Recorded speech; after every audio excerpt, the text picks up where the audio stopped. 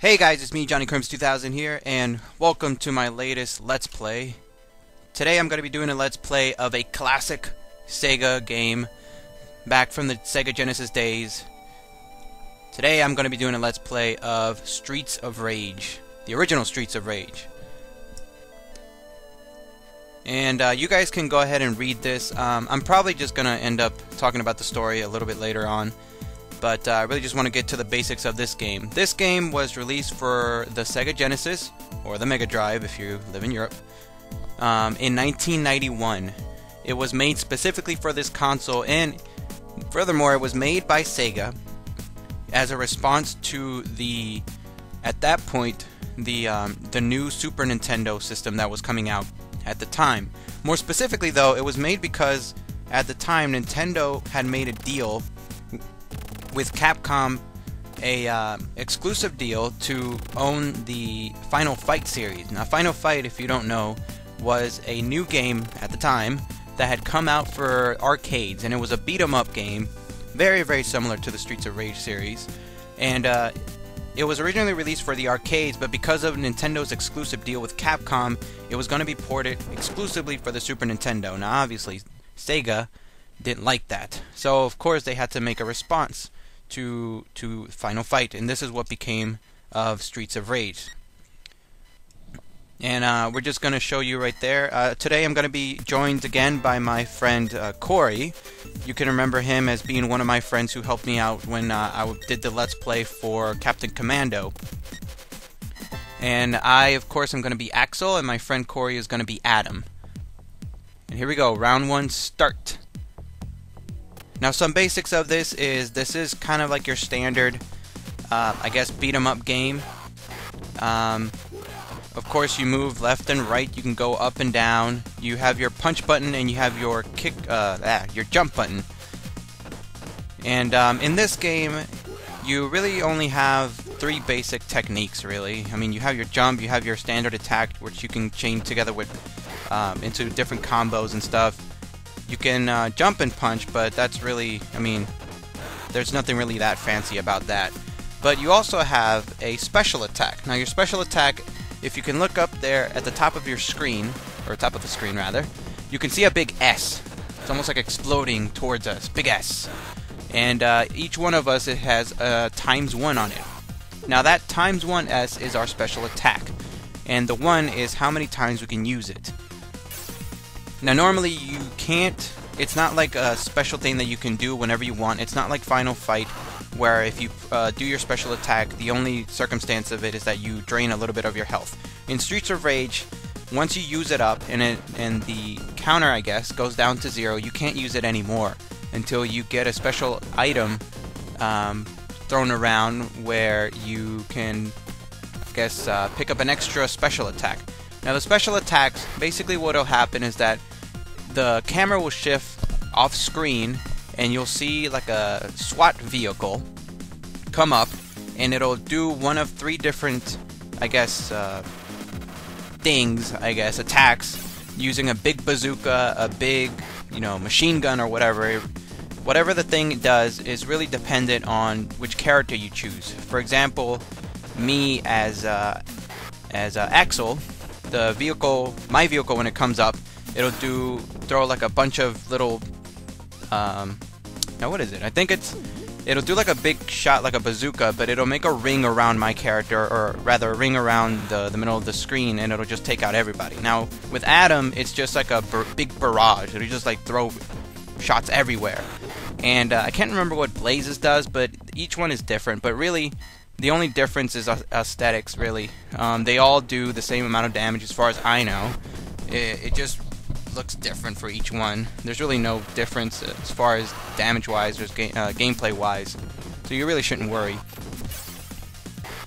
Now, obviously, if you can notice the barrier around the screen, you'll notice that this isn't the original version on the Sega Genesis. I'm playing the version off of the PlayStation 3 Sonic and Sega, oh god, Mega Collection, yeah. Sonic's Mega Collection. Actually, no it's not. That's not the name of it. God, what is it? Can't remember. But yeah, if this is off the PlayStation 3, so I'm playing the one off of the PlayStation 3. Yeah, Sonic's Ultimate Genesis Collection. My bad. Which was released for the Xbox 360 and the PlayStation 3 and included a bunch of classic Sega games. But before that, before I get going with that, this is our first boss character. His name is Antonio, and I'm going to be reading the description off of the Japanese manual. In close combat, he attacks with a front kick. From a distance, he attacks by throwing his boomerang. Antonio currently holds the 3rd place title in the world boomerang rankings. So I wonder what happened to the 2nd and 1st. Do they have world rankings for boomerang throwing? That's kind of special. But that was the first one. If you notice, there were 2, so you can obviously kind of guess that if there's only 2, if there's 2 players, there's going to be 2 copies of the boss. If it's 1 player, it's going to be only one copy of the boss. So now this game did get ported over to various different consoles. Most of them are through compilation CDs. The most obvious one, when it first came out, it was released for the 8-bit console, the Master System, and the Game Gear. Now, the Master System is pretty much identical to the Sega Genesis system. In fact, it's one of the things that was very impressive for the time, that it was able to retain most of the things from the original version. And the Game Gear version is pretty much the same thing. The only big difference really is that Adam is not included in the lineup, so you won't be able to pick him. Then, of course, Streets of Rage, along with its sequels, Streets of Rage 2 and Streets of Rage 3, were included in a lot of different compilation CDs and games and stuff like that. The most recent one, of course, being this game on the... Oh god, what's the name? I keep forgetting the name. It's Sonic's Ultimate Genesis Collection. It's a mouthful, guys, I'm sorry. So, in this game, Sonic's Ultimate Genesis Collection, not only do you have the original Streets of Rage, but you also have Streets of Rage 2 and Streets of Rage 3. A little bit of trivia: Streets of Rage, all 3 games, the entire trilogy, was supposed to be included in the Sonic Gems collection. And it was a strange thing because in our version, in the American version at least, we didn't get that. For whatever case it was only included in the Japanese version. We did not get Streets of Rage 1, 2, and 3. It was only in the Japanese version. I don't know why they decided to not include it. Some speculation was that the Sega wanted to avoid getting a T rating. I guess. I mean, you guys will see the violence is not that bad in this game, so kooky Sega. I guess I could understand why, but whatever. If you guys have never played Streets of Rage, it's a really fun game. I think this one may be a little bit dated if you played the other games, but I mean, at the time it was so much fun. I remember playing this game back in the day, and it was just all kinds of fun. Just being able to play as multiple characters and stuff like that, and yeah, if you guys will see at the top screen, it says my battery's running low on my controller. I actually had to edit out some of so that you guys wouldn't see when I paused and had to change my controller. So you're welcome. And yeah, this is Streets of Rage.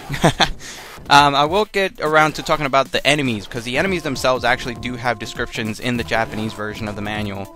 And but I really want to wait until we get to the last boss, which I think is coming up very soon.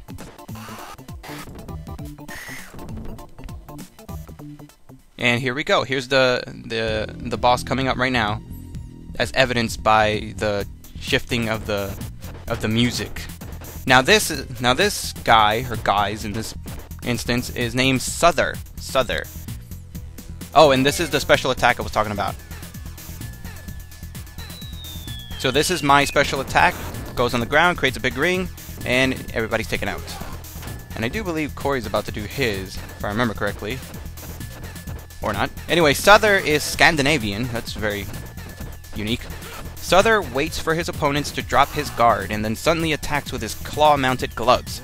He is a formidable enemy, using evasive maneuvers and drop kicks. Souther's hobby is to sharpen his claws. And this is Adam's special attack, so it's just it rains like meteors all over the place. So I guess Souther just likes to sharpen his claws. That's a weird hobby. So we're out of the inner city, and that's the name of this stage. Round 2 is called the inner city. The first stage was called City Street, by the way. And now we're going to the beachfront, round 3. And I guess I should talk about the enemies now. Now the guy right there with the green, his name is Garcia. Obviously he has palette swaps and stuff like that. It has different colors, but they really don't differentiate as far as names or personalities between all of them. But anyway, this is Garcia, and this is his description in the Japanese manual. Hoodlum hired by the Syndicate. Apart from attacking with punches and kicks, Garcia can also assault you with weapons. So he can do that. He actually, if I remember correctly, he's the only enemy that has a weapon that can pick up the weapons that are available to the player. There are other enemies that do carry weapons, but they don't have. They're not the same ones as the player can use. And the guy that we saw before, the guy with the long hair, his name is Hakuo. Well, actually, let me get with this with the woman with the whip. Her name is Nora. Nora, with her sharp whip, Nora lays down the law. Works for questionable members only clubs, where everyone calls her Queen. Okay. It's not questionable at all. And by the way, where do you find random tires on a beach? Just wanted to point that out. But anyway, the guy that we saw before with the red, with the all red and the long hair, his name is Hakuo. He is the student of the 4,000-year-old Chinese art of Shaolin Kung Fu. Kind of questionable because he has long hair, but whatever. Because of his ruthlessness, he became a member of the Syndicate. His trademark moves are his spinning and flying kicks. And the yellow guy that we just saw, his name is Y Signal. That guy right there with the pink hair. In spite of his slim physique, Signal is proficient in techniques such as throwing. He also uses a clever sliding kick. By the way, that was not my fault when I stumbled there. It's bad English. I'll read you the actual thing that it says in the Japanese manual. The actual quote is, he also uses a clever sliding kick. Oh, translations. But yeah, the guys in the white, that's Hakuo, apparently a Shaolin Kung Fu, which I guess is weird because don't monks, at least Shaolin monks, don't they cut their hair? But I guess you don't have to exactly be a Shaolin monk to practice Shaolin Kung Fu, I suppose. So there's that. Now I should mention that, as I mentioned before, this game was a big response, or I guess Sega's answer to Final Fight from Capcom. And that rivalry actually goes a long way. This isn't, you know, the rivalry didn't just stop with Final Fight 1 and then, you know, Streets of Rage 1. It's actually one of the old school rivalries back in the day. You know, what you guys consider now to be, you know, the rivalry between Halo and Call of Duty. This Streets of Rage versus Final Fight was one of those rivalries. Maybe it wasn't the best known one. I would actually consider maybe the rivalry between Mario and Sonic to be more prolific, I guess, but it was one of the big ones. But anyway, this guy, oh boy, this guy, his name is Abadidi. He is Caucasian? Okay. That's what his heritage says in the Japanese. You know what? Whatever. A former pro wrestler, Abadidi has crippled 25 opponents in the ring. His biceps have a circumference of 70 centimeters, and he uses them to deliver a lariat with tremendous destructive power. The body slam is another one of his specialities. Now, obviously, this guy is very reminiscent of, if you guys know any old school wrestling, he is very, very reminiscent of the Ultimate Warrior from the WWF, what is now known as WWE. And he actually would make a reappearance in Streets of Rage 2, and I think Streets of Rage 3, I can't remember. I do know he came back in Streets of Rage 2 though, and in that experience, in that appearance especially, you'll see his resemblance even more so. Like he'll just like, you'll be attacking him and he just like pumps up and starts yelling and stuff like that. So you know what, I was always a big fan of Abadidi just because he whoops your butt so bad, but then it's so much, it's such a relief when you finally get, like, beat him up. It's he's a great boss character to fight. I love fighting him. But anyway, we're now on the bridge. This level is called the bridge. But as I was saying, the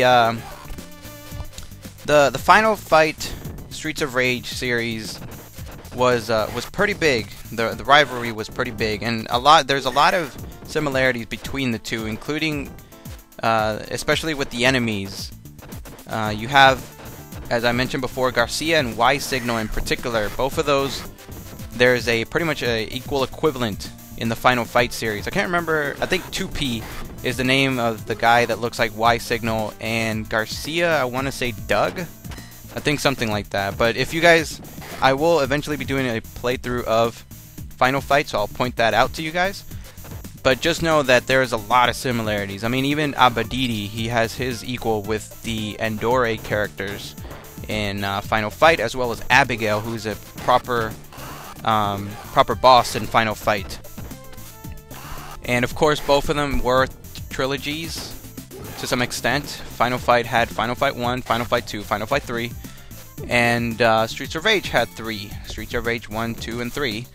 Now, Final Fight was, I would consider that Final Fight was the victor in the war, I guess, if you want to call it that, the rivalry. Mainly because Sega, for whatever reason, has kept the Streets of Rage series down. And maybe I'll get to it later as to what eventually happened to Streets of Rage. I won't talk about it now, because then I know that I won't have anything to talk about later, but I'll eventually get to it. But anyway, this is Jack. I know we've seen him before, but I didn't get a chance to talk about him. Jack is a dangerous fellow who juggles hatchets and torches, occasionally throwing them. Jack works part-time at the circus as a clown, and despite being funny for a living, he is quite strong. Jack is actually pretty unique. He didn't come back in Streets of Rage 2 and Streets of Rage 3. I don't think he came back. And his little gimmick is that you actually have to punch away the things that he juggles. Now, he can either juggle torches or he can juggle hatchets. And if he just walks straight to you, he'll hurt you. So you can't let him get close to you. You can't let him touch you. So you have to punch away the things that he's juggling before you can even get close to him to be efficient and to be able to take him out. It can be tricky sometimes. I actually remember the first time, my introduction to the Streets of Rage series was through number 2 first, which is arguably the best one in the series, so I'm happy for that. And then it wasn't later on that I actually played Streets of Rage, the original one. And when I first saw Jack, I initially thought he was a boss character because he was tricky. I didn't know how to take him on at first because, you know, I would get close to him and he would hurt me. So I'm like, oh, this must be, you know, usually you don't get enemies like that in beat-em-ups. Especially not ones early on when this game first came out. So I was a little confused when I first met Jack. I thought he ended up being like a boss or something, but of course he's not. He's just a regular enemy with quite a little quirk. Now another little bit of trivia for you guys, because I know you love Johnny Crimson 2000's trivia, is that when I talk about the rivalry between Streets of Rage and the Final Fight series, there was this instance one time where some people claim that there's, well, I shouldn't say some people claim because it's almost pretty blatant, but there is 2 different references that Final Fight actually made to Streets of Rage. And before I get to that, here we go. This is, oh, these fat, sorry, I hate these guys. His name is Bongo. Bongo rushes towards his opponents while breathing fire from his mouth. Because of his large build, you have to be careful when fighting this guy. If you attack him carelessly, you're asking to get yourself hurt. And basically, when you fight this guy, you want to be very careful because you can attack him. Obviously, you have to watch out for the flame. If you're hit by the flame, obviously you get hurt, so you have to move laterally, or as laterally as you can in a 2D beat-em-up game. And you, as you saw right there, you can't power bomb him or you can't throw him because they're too heavy, you see. So if you try to throw him, you'll actually get hurt. So one little bit of trivia, I guess, is don't throw him. If you catch yourself trying to grab them on accident, I suggest just holding still and then pulling away. Usually that will do the trick. But anyway, that was it for Bongo. Oh, and his heritage is Chinese, if stereotypes haven't taught you anything. But that was round 4. Oh, and by the way, if you get enough points, you'll get an extra life, so always strive for extra points. But anyway, guys, that was it for part 1 of Streets of Rage. I'll continue my discussion later on in part 2. See you guys later.